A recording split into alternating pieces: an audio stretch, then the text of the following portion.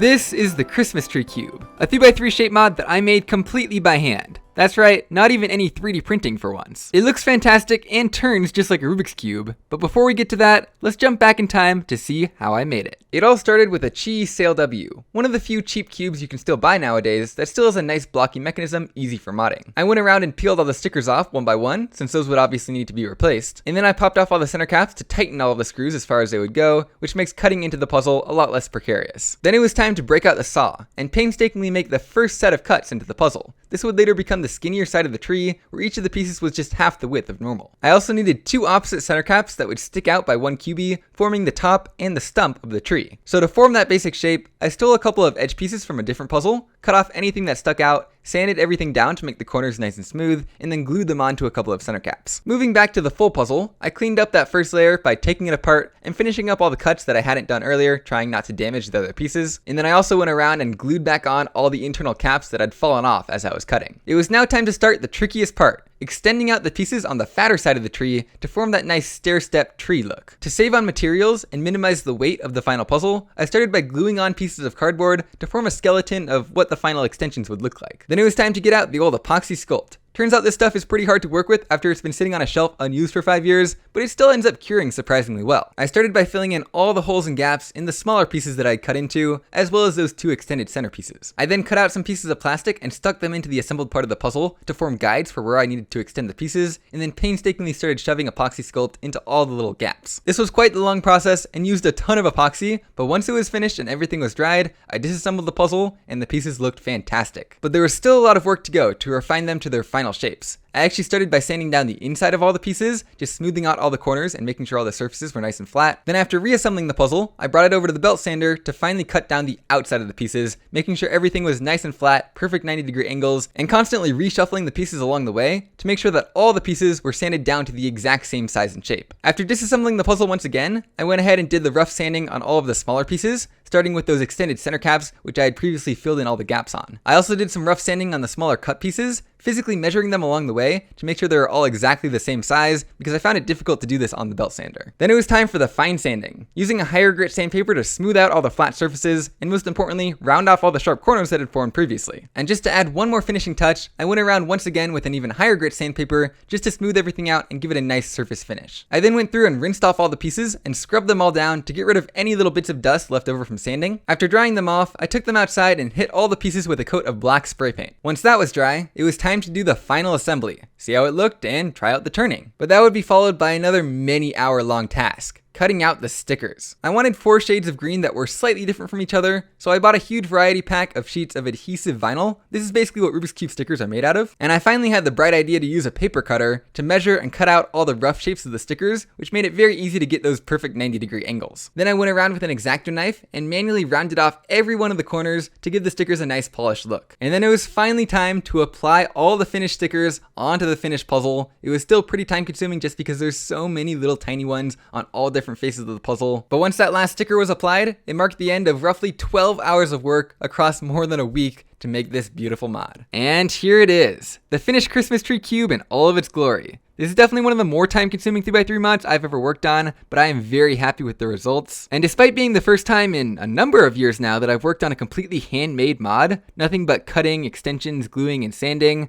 I think my skills held up pretty well, and the result is shockingly high quality. Sure, there are plenty of little imperfections here and there, a lot of the little stickers aren't quite perfect, and there are even a few places where you can see the seam where I originally extended the pieces out, but all in all, I am not complaining, and I think it looks fantastic. Now, one thing you might have noticed is that the sticker shades have changed slightly from the intro and the time-lapse that you just saw. The two darker shades of green I had on here originally were so similar, they were near impossible to tell apart, which made it really annoying as you were trying to solve it. So I swapped one of those out with more of a grass green. So now we have that shade, along with more of a pale light green, a darker forest green, and just sort of your plain standard green right here. Of course, my color scheme choices were fairly limited when the look I was going for was a tree, but I think I did fairly well with the options I had, and it's not too difficult to tell them apart. But let's go ahead and test that theory by scrambling it up. It is a fully functional 3x3 after all, so we should be able to solve it no problem. Of course, it starts to look pretty funky very quickly, especially with some of these pieces sticking out way further than they look like they should be, as well as some stickers even being underneath other pieces. You do have to be kind of careful so that they don't catch and start to peel off. But I think the best strategy to solve this thing is to start with the skinny end of the tree, because this is where the center orientation matters the most. So we can go ahead and find our first edge piece. How about this pale lime one right here?